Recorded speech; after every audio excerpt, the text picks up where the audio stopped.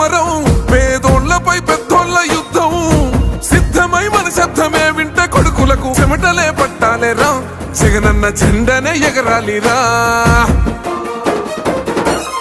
ఏం తక్కువ చేసిండురా రాజన్న కొడుకు, కోరి పథకాన్ని పంపిండురా పేదింటి వరకు.